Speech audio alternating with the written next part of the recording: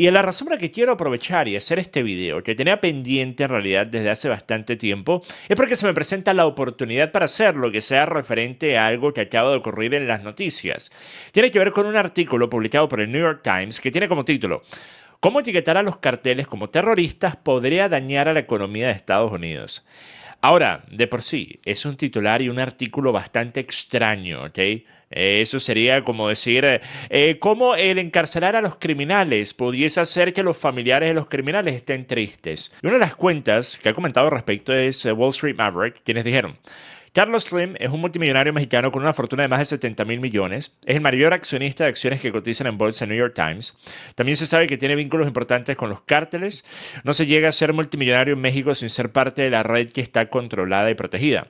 El New York Times sabe con quién están conectados sus dueños y están impulsando la narrativa que apoya los intereses comerciales de Carlos Slim y sus socios.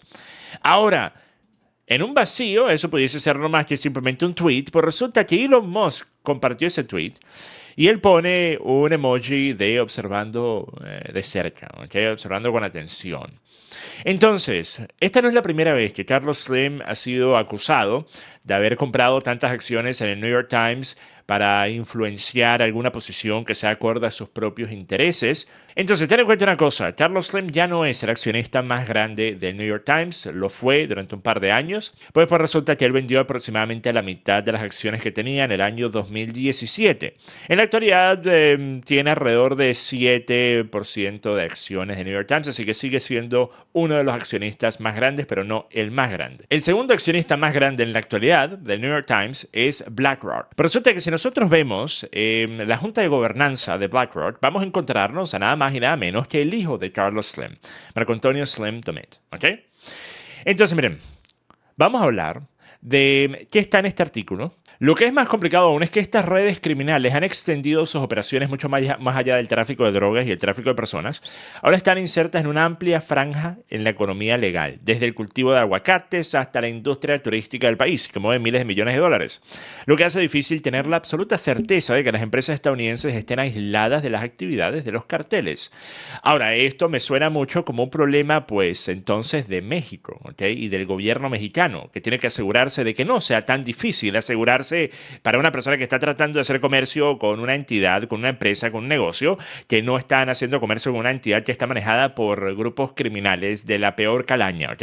Y yo creo que eso sería la competencia y el deber y el trabajo del gobierno de ese país, que tiene las condiciones que permiten que algo como esto sea básicamente el pan de cada día, en el que tú ni siquiera sabes si la compañera que estás comprando literalmente una lonja de pan es propiedad de uno de estos cárteles y es utilizado para blanquear y para lavar dinero o no, ¿ok? Pero después continuamos y dicen: la designación de terrorista extranjero podría dar lugar a severas sanciones, incluidas multas cuantiosas, embargos de bienes y cargos penales para las empresas y personas que paguen rescates o extorsiones. Una vez más, empresas y personas no deberían tener que estarle pagando rescates o básicamente fianzas, ¿verdad? De rescates o extorsiones a nadie, mucho menos a grupos delictivos, ¿ok?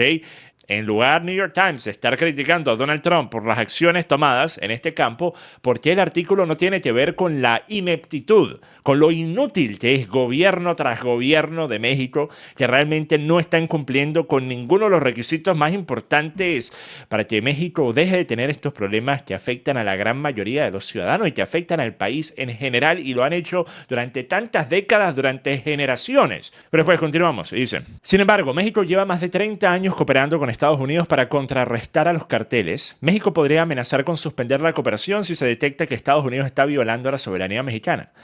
Cuando la fiscalía, esto viene en el mismo párrafo, entiendan, están a punto de darse cuenta de la incoherencia que el New York Times pone en un solo párrafo. México lleva más de 30 años cooperando con Estados Unidos para contrarrestar a los cárteles. Ok, eso es parte. Continuamos. Cuando la Fiscalía Federal estadounidense arrestó al exsecretario de Defensa de México durante el primer gobierno de Trump, el gobierno mexicano suspendió toda cooperación con la DEA. Una cosa no pareciera ir muy arraigada a la otra, ¿verdad?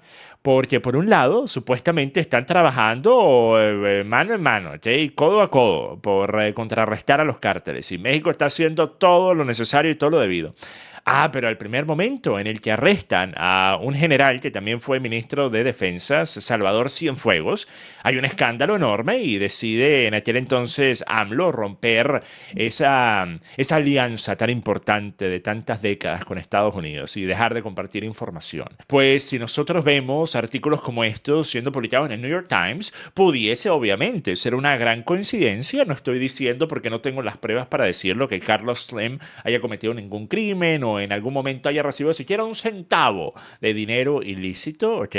Sin embargo, me parece que vale la pena mencionar lo que en efecto son vínculos que pudiesen entonces explicar el porqué de este tipo de artículos, ¿ok? Y pues yo solo compartí algunas opiniones de por qué pudiese ser, pero al fin y al cabo cada uno de ustedes puede llegar a sus propias conclusiones.